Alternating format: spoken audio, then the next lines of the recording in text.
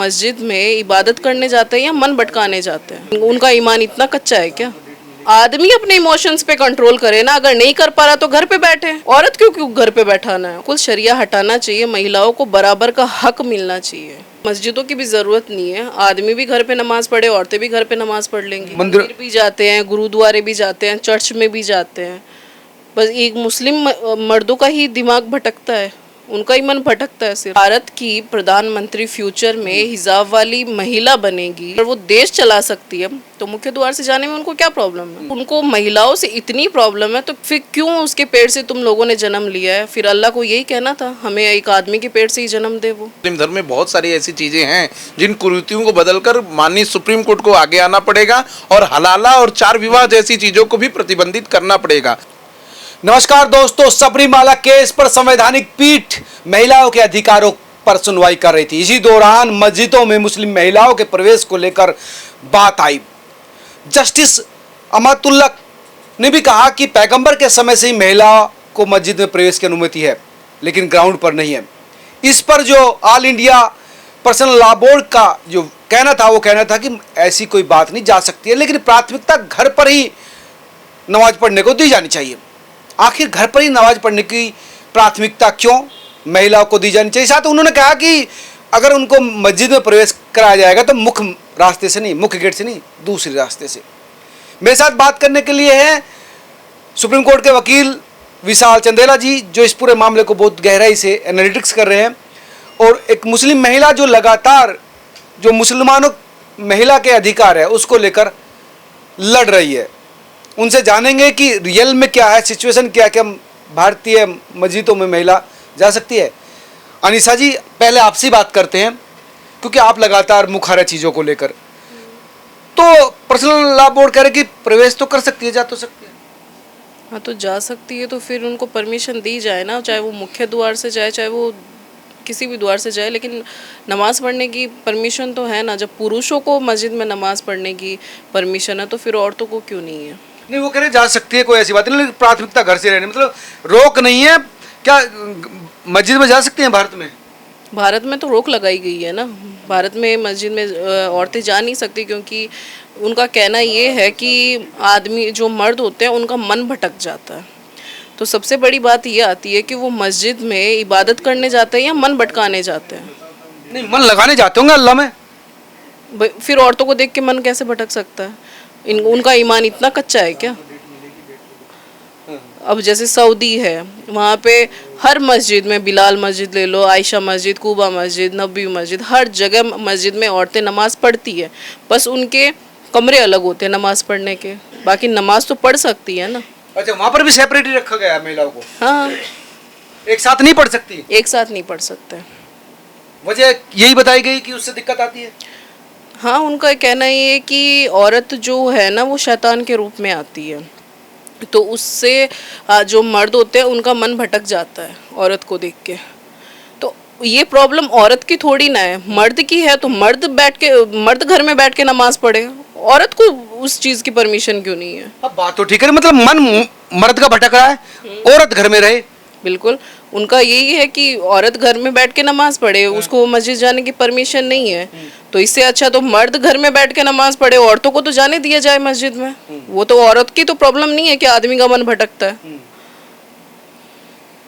ये समझ में नहीं आ रहा वकील साहब, ये जो मामला आज उठाया, जस्टिस भी कह रहे हैं कि रोक तो थी नहीं, लेकिन इनका तो सवाल वाजिब है। भाई, मन मर्द का भटक रहा है, कमरे में बंद ये क्यों है? जी देखिए, बहुत ही वाजिब सवाल है और आर्टिकल 14 इक्वेलिटी की बात करता है। इक्वेलिटी के आधार पे ही सबरीमाला मंदिर के अंदर महिलाओं को प्रवेश दिया गया था।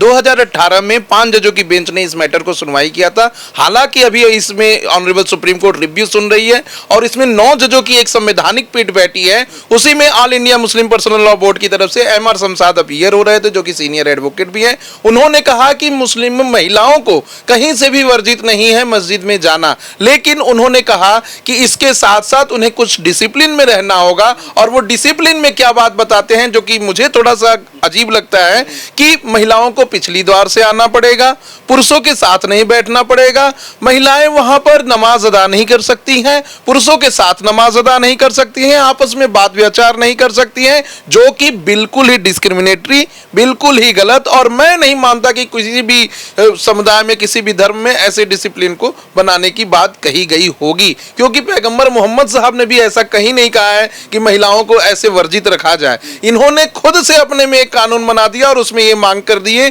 कि ऐसी ऐसी चीजें होनी चाहिए। आप जब देखेंगे हिंदू देवी देवताओं या धर्मों में, तो वहां अभी अब जाकर 2026 में कुछ मंदिरों में उनके परिधानों पे कि क्या वो ड्रेस पहन के आएंगे वर्जित हुआ है, नहीं तो इसके पहले तो कोई भी ड्रेस पहन के मंदिर में लोग जाते थे और पूजा पाठ करते थे। इनका कहना है कि मुख्य गेट से नहीं आ सकते, पिछले गेट से आए या दूसरे गेट से। इसका क्या मतलब? ये मतलब द्वयम दर्जे के नागरिक थोड़ी है। देखिए, इसमें मैं नहीं मानता कि ऐसा कोई भी धर्म को मानने वाला या धार्मिक व्यक्ति जो एक संवैधानिक देश में, एक लोकतांत्रिक देश में है, वो ऐसी बात करेगा, क्योंकि इसी लोकतंत्र के अंदर, देश के अंदर, संविधान के अंदर महिलाओं को इस देश की प्रधानमंत्री और राष्ट्रपति बनने का अधिकार भी दिया गया है। तो क्या महिलाओं को एक धर्म के अंदर इसलिए प्रतिबंधित किया जा सकता है कि आप पीछे के दरवाजे से आएंगे? जिस देश में महिला सबसे सर्वोच्च पद पे बैठी हो, राष्ट्रपति बन के अभी हैं, उस देश में महिलाओं को धार्मिक अनुष्ठान के लिए क्या पिछली दरवाजे से आने की जरूरत है? मैं नहीं मानता। मैं उनके पूरे जितने भी कमेंट थे या जितनी भी दलीलें थी, उनसे कोई भी राब्ता नहीं रखता। मुझे लगता है कि ये बहुत ही गलत है। जो बात हम इक्वलिटी की करते हैं, अनटचेबिलिटी की करते हैं, या फिर महिलाओं को अधिकार दिलाने की छुआछूत या अनटचेबिलिटी की, उन्होंने कहा कि मुख्य रास्ते से महिला नहीं, अगर मस्जिद में आएगी तो मुख्य रास्ते से नहीं है। क्यों, उसमें क्या प्रॉब्लम है? जब आप ये कह सकते हो कि भारत की प्रधानमंत्री फ्यूचर में हिजाब वाली महिला बनेगी, तो फिर उसको क्या प्रॉब्लम, उनको क्या प्रॉब्लम है? जब आप इतनी बड़ी बात बोल सकते हो, वो जो कि प्रधानमंत्री बन सकती है, अगर वो देश चला सकती है, तो मुख्य द्वार से जाने में उनको क्या प्रॉब्लम है? तो फिर इस हिसाब से तो अगर उनको महिलाओं से इतनी प्रॉब्लम है, तो क्यों एक औरत के पेट से जन्म लेते हो तुम? जब तुम्हें वो माँ भी है, बेटी भी है, बहू भी है, फिर क्यों उसके पेट से तुम लोगों ने जन्म लिया है? फिर अल्लाह को यही कहना था, हमें एक आदमी के पेट से ही जन्म दे। वो महिलाओं की जो दुर्गति इस्लाम में की गई है ना, उतनी दुर्गति किसी भी धर्म में नहीं की गई है।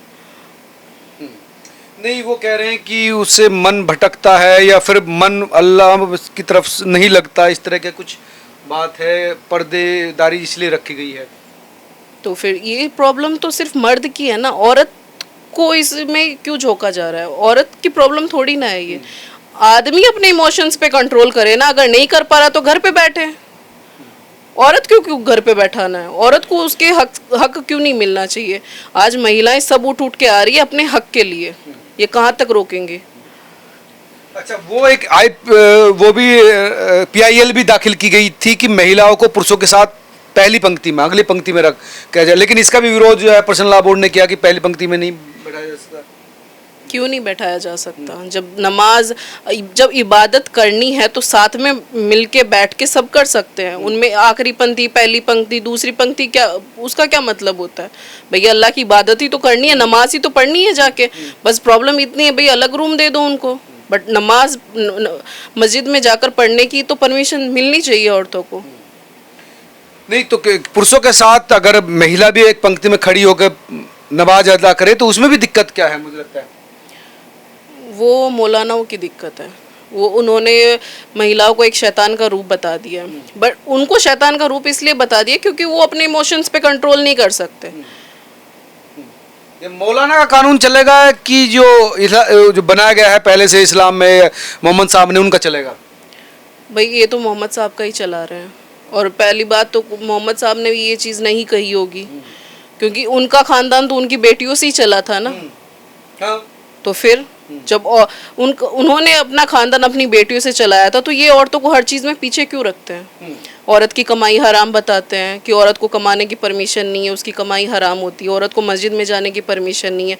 औरत 24 घंटे बस पर्दे में रहे, घर से बाहर निकलने की उनको इजाज़त नहीं है, गैर मर्द से उनको बात करने की इजाज़त नहीं है। तो क्या मतलब औरत को उन्होंने एकदम सिर्फ अपने मज़े के लिए बना के छोड़ दिया, बाकी महिलाओं की कोई इज्जत नहीं है इस्लाम में। तो ये तो मतलब औरत मर्द तो बराबर ही होता है, लोकतंत्र है हमारे देश में तो बराबर ही होता है, सबको समान अवसर भी मिले। इनको सबसे पहले समझने की ये ज़रूरत है कि पूरी सृष्टि एक महिला की वजह से चलती है। तो महिला ही है जो तुम जैसों को पैदा भी करती है और पूरी सृष्टि भी चला रही है। तुम महिलाओं के बिना हो क्या? तुम्हारा कोई वजूद नहीं है महिलाओं के बिना। तो उनको सबसे जहाँ ये बोलते हैं कि माँ के पैरों के नीचे जन्नत है, आप समझते हो उस चीज़ को? तो महिलाओं को तुम ऊपर क्यों नहीं रखते? उनको हमेशा दबा के क्यों रखते हो? क्यों उनका हक मारते हो? क्यों उनको हर चीज़ में पीछे रखते हो? ये तो जो बड़े बड़े नेता हैं यहाँ पर, जो ओवैसी, वो कह रहे हैं कि किसी दिन बुर्के वाली इस देश की प्रधानमंत्री बनेगी, ऐसा भी दिन आएगा। और हक अभी तक महिला ले नहीं पाई अपना, पूजा समान करने का भी, मतलब नमाज साथ साथ पढ़ने का भी। ये सिर्फ इनका दोगलापन है और कुछ नहीं है। और जो ये ओवैसी साहब ये जो बोल रहे हैं कि महिला हिजाबी महिला बनेगी, तो इनका तो मतलब कुरान के अनुसार तो ये भी कहना है कि जिस देश की लीडर कोई महिला बन गई, मुस्लिम महिला बन गई, वो देश ख़त्म है, बर्बाद है।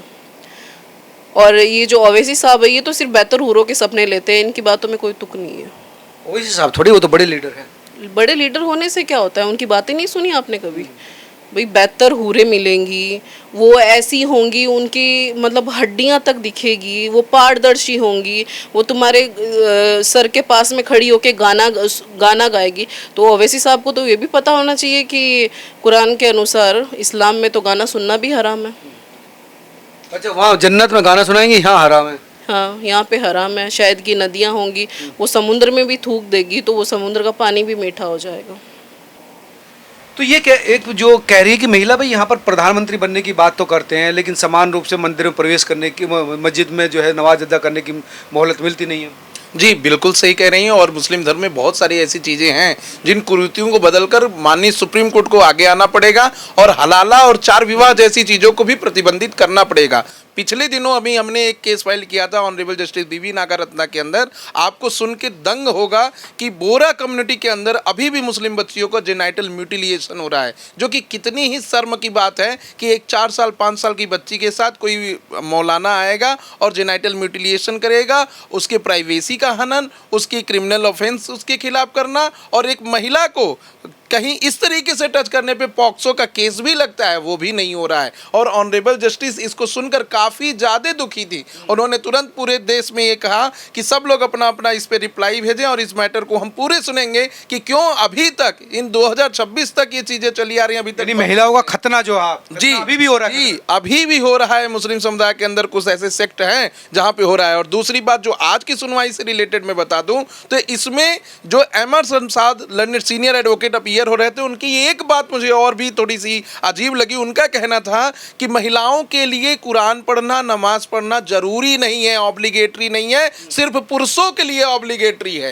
यानी पुरुष के लिए ये बाध्यता है कि वो नमाज पढ़ेंगे ही पढ़ेंगे, मस्जिद जाएंगे ही जाएंगे, महिलाओं के लिए नहीं है। महिलाएं तो घर से भी नमाज अदा कर सकती हैं, जो कि मुझे सुन के बहुत ही अजीब लगा कि कैसे ये डिफरेंशिएट ऐसे कर दिया जा रहा है। और दूसरे के धर्म के बारे में बोला जाएगा कि आप जो है मंदिर में जाइए, मस्जिद में जाइए, कुछ भी कपड़े पहन के जाइए, कुछ कैसे भी जाइए, मंदिर मस्जिद जाकर कुछ भी करिए।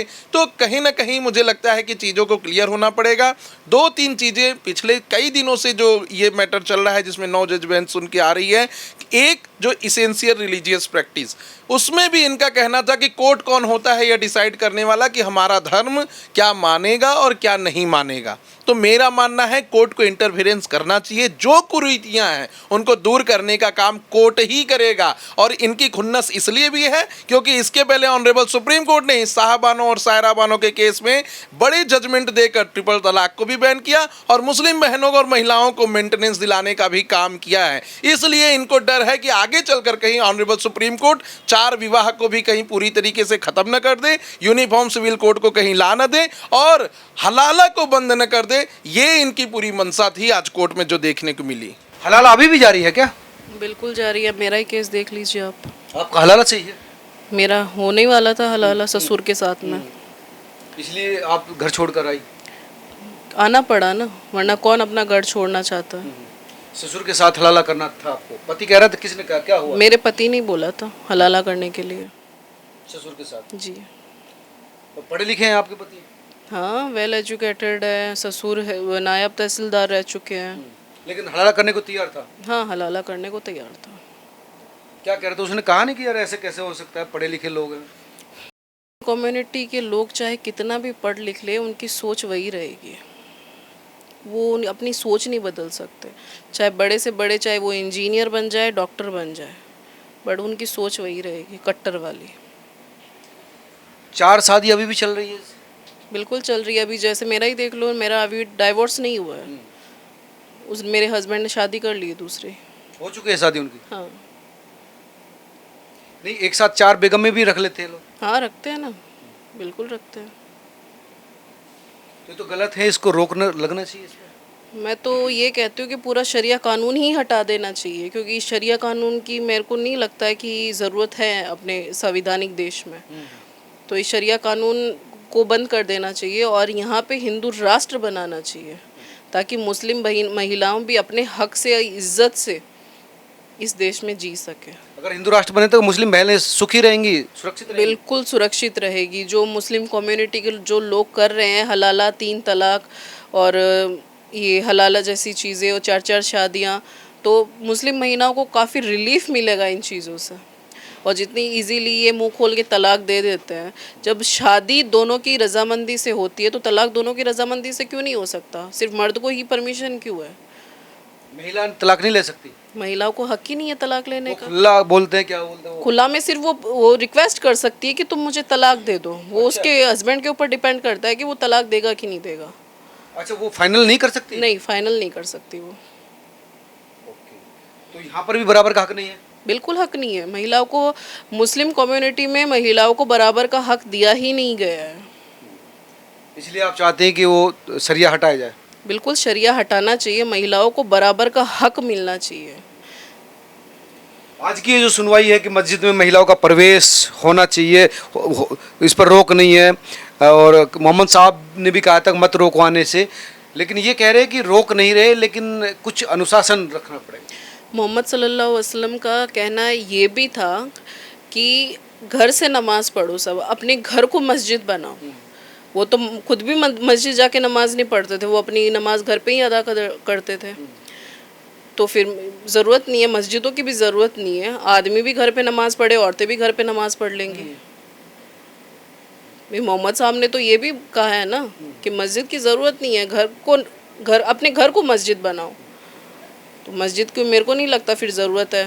तो आपको क्या लगता है कि ध्यान भंग हो जाता होगा इस तरह से? मस्जिद में नमाज पढ़ने आता है, महिलाओं को देखकर ध्यान भंग हो जाता है उसके? भाई मुझे तो नहीं लगता, ये मुस्लिम कम्युनिटी के जो लोग हैं इनका ही होता है। मंदिरों में जाते हैं, मंदिर भी जाते हैं, गुरुद्वारे भी जाते हैं, चर्च में भी जाते हैं। बस एक मुस्लिम मर्दों का ही दिमाग भटकता है, उनका ही मन भटकता है सिर्फ। तो वो उनकी प्रॉब्लम है। हर चीज़ में औरतों को क्यों दोष दिया गया है? ये कह रहे कि भाई हमारा मन उनका भटक रहा, हमारा क्या दोष है? जी बिल्कुल सही बात है। और देखिए सबसे बड़ी बात जो तस्लीमा नसरीन में भी अपनी एक किताब में कही थी, जो बांग्लादेश से यहाँ वापस आई थी, उनका कहना था कि पुरुष को अपनी आंखों पे सुधार रखना चाहिए, अपने आंखों पे कंट्रोल रखना चाहिए। महिला ने क्या कपड़ा पहना है उस पर आप मत जाइए, आप कहाँ देख रहे हैं, क्या सोचते हैं, क्या विचार रखते हैं, उस पे जाइए। और कहीं ना कहीं जब आदमी विचार से और मन से शांत होगा तो उसे दुनिया की कोई भी ताकत किसी भी रूप से विक्षिप्त नहीं कर सकती। लेकिन जिसका मन खराब होगा, जिसका व्यक्तित्व खराब होगा, जिसका चरित्र खराब होगा, वो किसी भी महिला के ऊपर उसी नज़र से देख सकता है और ऐसे में ऐसे जगह पर प्रवेश वर्जित करने के लिए बोल सकता है। चाहे कोई भी हो, किसी भी धर्म का हो, किसी भी कास्ट का हो, सबको पूरी आज़ादी मिली है। इसमें किसी को भी रोक टोक नहीं लगाना चाहिए, सबकी अपनी स्वतंत्रता है। आज देखिए इसी स्वतंत्रता की वजह से ईरान में इतना बड़ा बदलाव होने जा रहा है। वहाँ पर महिलाएं बुर्का उतार कर फेंक रही हैं, अपनी आज़ादी की बात कर रही हैं। और ये वो ईरान है जो 1980 में वहाँ की महिलाएं प्रोफेसर भी होती थी, फुटबॉल भी खेलती थी, क्रिकेट मैच भी देखने जाती थी, सब कुछ करती थी। लेकिन जब से काम नहीं आए, सब कुछ बंद करा दिया, पुरुषों का शासन हो गया और आज उनकी शासन फिर से पलट गई है। धन्यवाद विशाल जी। विशाल जी और अनीसा जी ने जो कहा वो बहुत महत्वपूर्ण है। उनका कहना था कि समान है जब हम, नर नारी तो समान अधिकार क्यों नहीं मिलता? मस्जिद में प्रवेश समानतः क्यों नहीं दिया जाता? ये आज़ाद मुल्क है, यहाँ पर शरीयत नहीं संविधान चलना चाहिए। आप कितने लोग सहमत हैं? क्या होना चाहिए ज़रूर कमेंट करके बताएं। और आप ये समानता चाहते हैं तो वीडियो को जरूर शेयर कीजिए ताकि तमाम लोगों तक ये बात पहुँचे, चाहे मौलाना हो, चाहे वकील हो, चाहे सुप्रीम कोर्ट के जज, ताकि वो समानता की तरफ बढ़ सकें। नमस्कार।